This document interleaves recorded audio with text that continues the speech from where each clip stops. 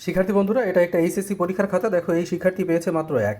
তোমরা অনেক সময় মনে করো যে আমরা মনে হয় পৃষ্ঠা ভরে লিখে আসলেই মার্কস পাওয়া যাবে।